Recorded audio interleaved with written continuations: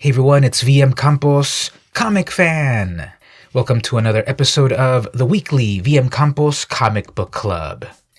For the free audio version of the podcast, head on over to your favorite podcasting apps, search for vmcampos, and subscribe.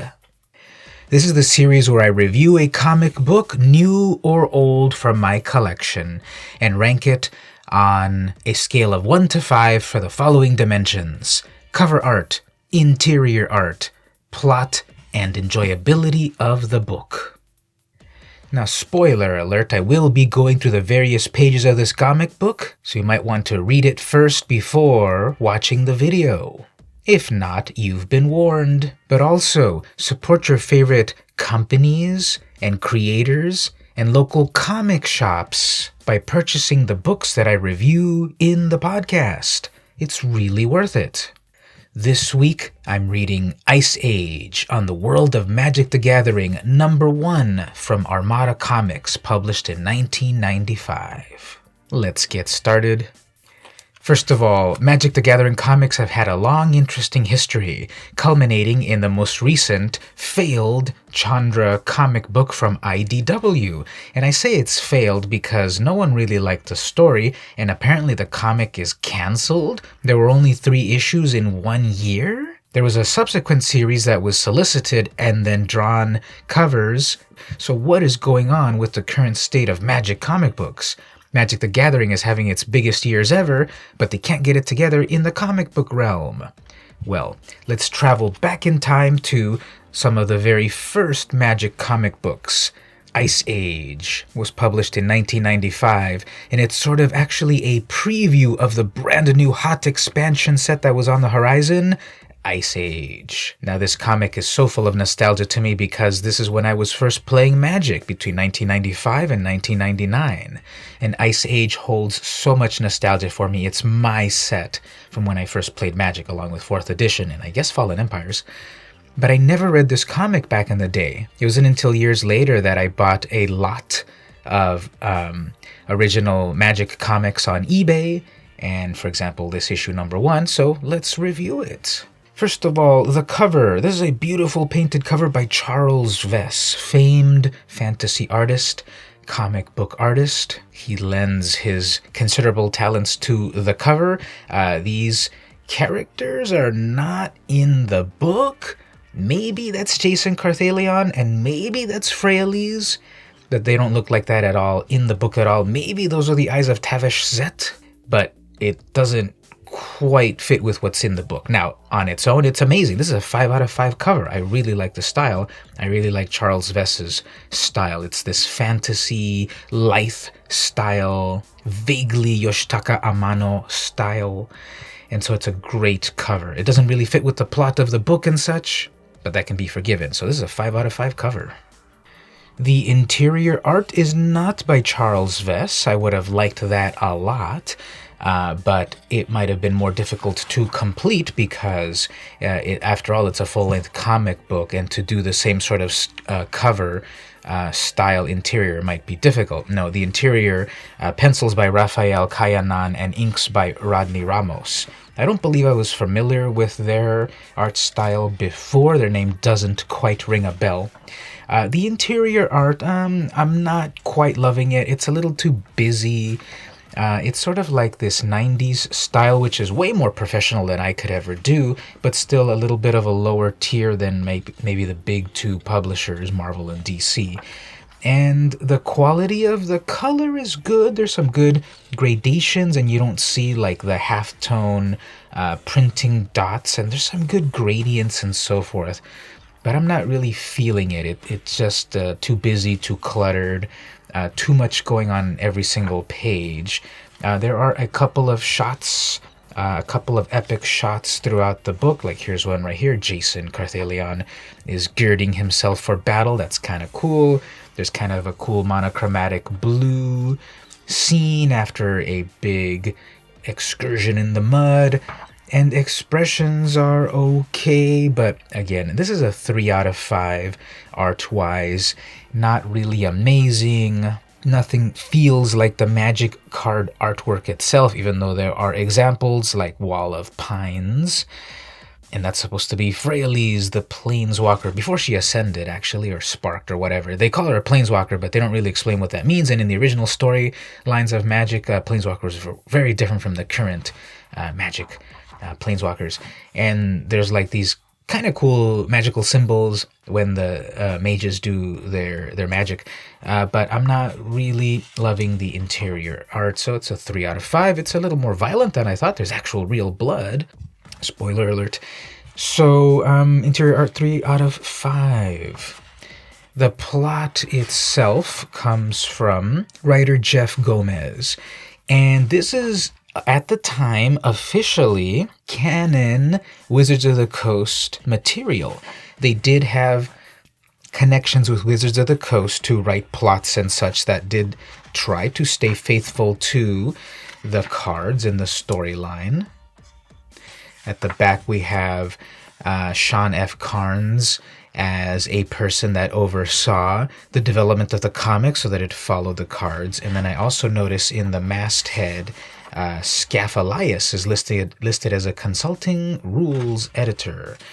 So the plot is about Jason Carthalion trying to convince his civilization of Stargard to leave the glaciers and go off to find better climates. But none of the rest of the clans really want to follow along. They have him and Freyalise battle to decide what they should actually do. And wouldn't you know it, Teveshzat is actually controlling the king and causing him to do bad stuff, like making these two childhood friends fight each other to the death. And so there's some machinations and such. They throw Magic players a bone by listing various types of spells and things. There's the Jothel Worm, which doesn't really look like the Jothel Worm that came out in the actual cards. There are various references to other Magic cards and such, like Saber-Toothed Tiger and such, Grizzled Wolverine, and all of that. So it's kind of interesting how at the very end of the book, one of the rules managers there says, yep, this is how we sort of depicted a particular spell in the book, and the artist did a good job of depicting this spell or this concept when he taps into the black mana.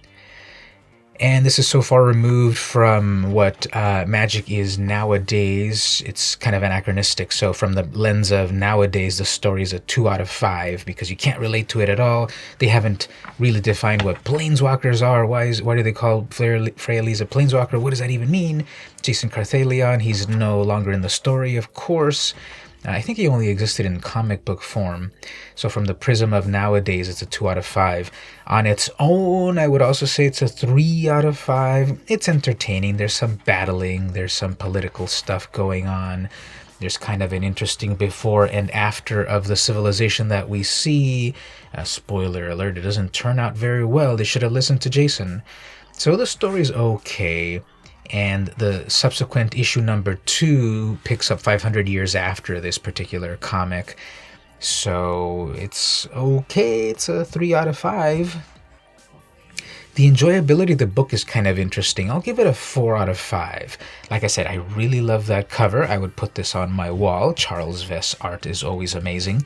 I have a lot of nostalgia for this Magic set, which colors my opinion of the book, so that is a positive. And what's also cool is that we get a free Magic card included in the comic book. But wait a minute, it is a preview card. You could get a real preview card of the new upcoming set, Ice Age, in this comic. The card is pretty terrible. It's a Bone Shaman. It's a red spell. 2 plus red, you summon Giant. Okay, well, again, for the nostalgia of it all, look at this old Magic card frame. The old templating and such. Summon Giant instead of creature. Giant Shaman, I suppose. And the card itself, it's a 3/3 for 4 mana, but it's got a black activated ability for 1 black mana. Any creature damaged by Bone Shaman this turn cannot regenerate until end of turn.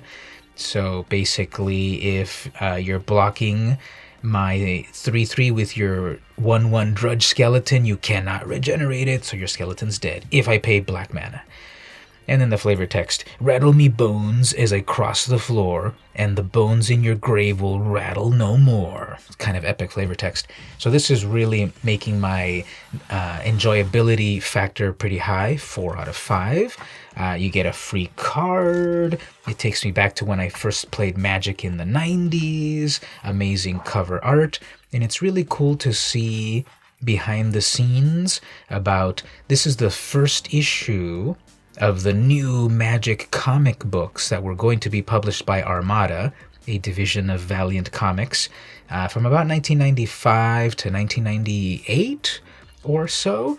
So again, I never read these books back in the beginning when I was playing Magic at that time, but it was kind of cool to go back and relive the original sets that I grew up with. You get a preview of coming in May, Fallen Empires, #1 miniseries. That's a cover by Anson Maddox, amazing Magic artist. So pretty good nostalgia. There's the Duelist with a horribly graphically designed page. Red text on a blue background. It's so difficult to read, and the little dragon whelp is also very hard to read. And the other comic that was contemporary at the time was Shadow Mage. So Shadow Mage and Ice Age were the very first Magic comics. And again, it's kind of sad to see where things have ended up with modern Magic comics. Disjointed story that's so far behind. The Chandra comic that came out recently was supposed to happen during the time of War of the Spark, and that set is already such ancient history that are they really still going to publish any more issues of it? I remember over a year ago when they first teased the cover of Tybalt towering over Chandra, and everyone was like, that would never happen. Weak-ass Tybalt can never defeat Chandra. And so the story itself on the modern Magic comic, if you tie it so much with the sets, you're going to be left behind in the dust. Comics are published monthly, and Magic sets are published every 3 months, and even with that leeway, you're not going to get the story out in time. So if they do any more Magic the Gathering comics, I hope they do them a little bit more evergreen. So once again, if you'd like to get the audio version of the podcast, perfect for being on the go, head on over to your favorite podcasting apps, Spotify, Google Play, Pandora, Apple Podcasts, Stitcher, etc., etc. Search for VM Campos and subscribe. Consider going to Patreon, patreon.com/vmcampos. Follows are free, and you'll get alerted to all of the content that I create. Move up to the $1 pledge and you'll get access to the exclusive content that no one else has access to. And at the $2 pledge, I will actually mail you a comic book from my curated list as thanks. I think it's worth it. In any event, like, subscribe, follow. And this week I read Ice Age on the World of Magic the Gathering, #1, published by Armada, a division of Valiant Comics, published in 1995. This has been VM Campos, and I'll see you next week.